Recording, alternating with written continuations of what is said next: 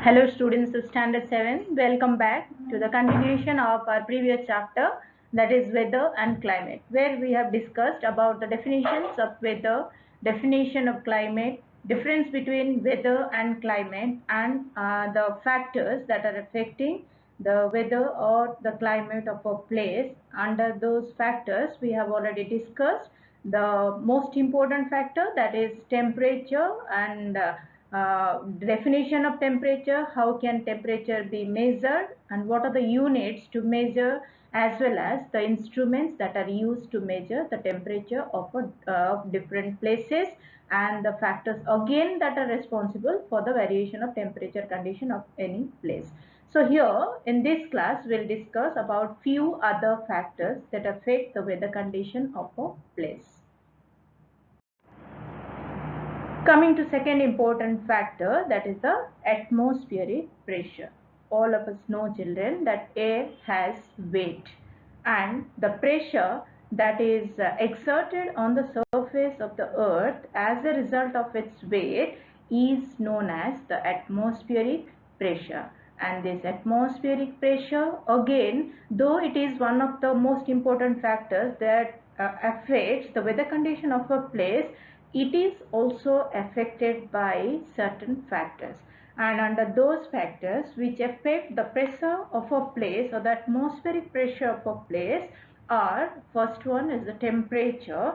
So how is this temperature responsible for affecting the pressure condition of the atmosphere? It is like this, that hot places have low pressure while cold places have high pressure.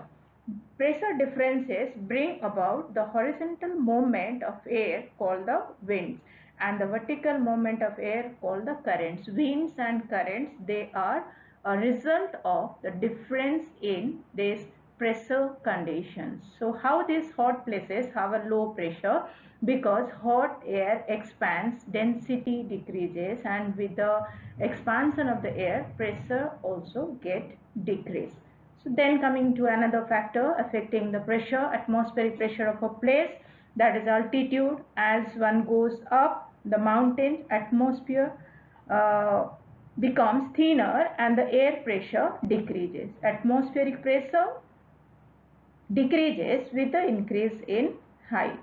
Coming to the measurement of pressure, here you can see a picture, children, that is the instrument that is used to measure the pressure. This instrument, we call it a barometer.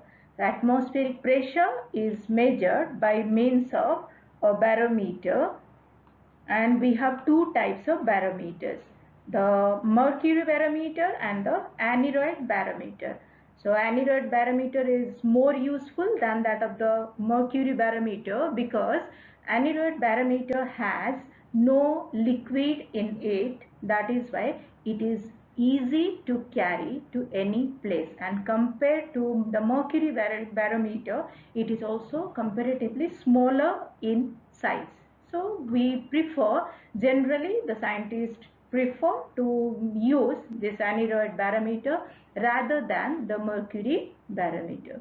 Besides this mercury barometer and aneroid barometer, we have a self-recording instrument that is known as a barograph. Is also used by the meteorologists to record the air pressure continuously. And what is the unit to measure the pressure or the atmospheric pressure? The unit is millibars, or we call it the bars.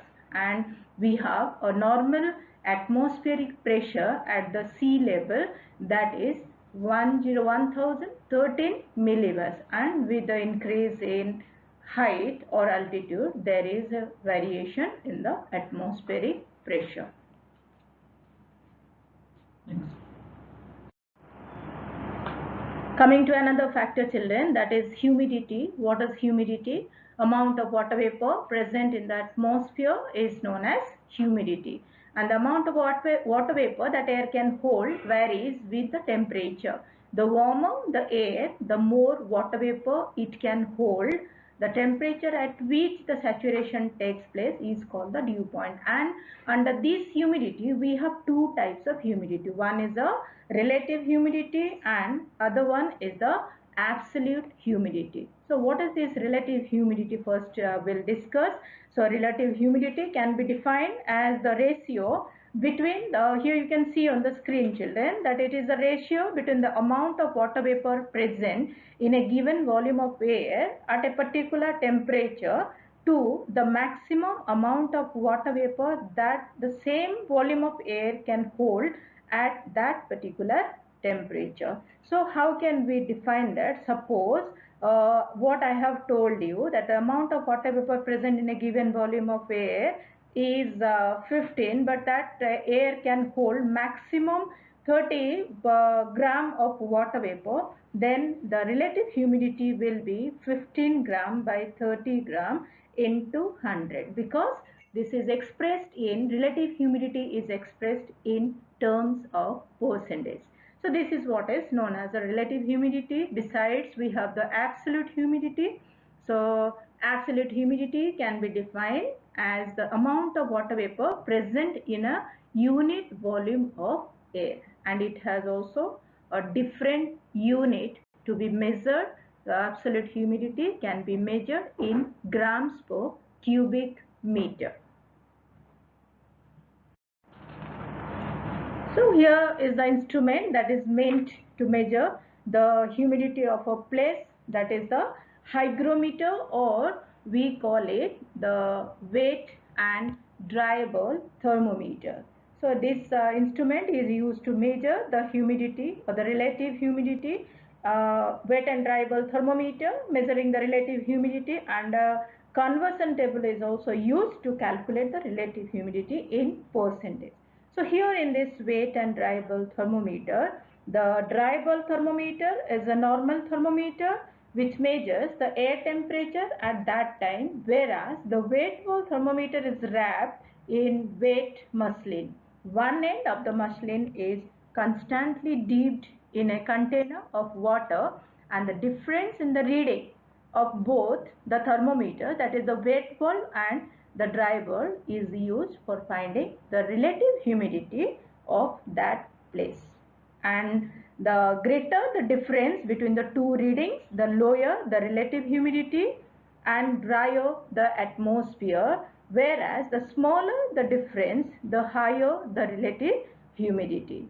And if there is no difference, then relative humidity is 100%, which means that the air is fully saturated. Fully saturated means no more water vapor that particular air can hold at that particular temperature.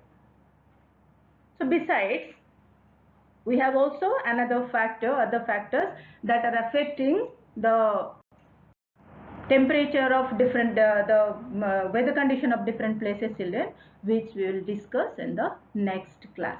Thank you.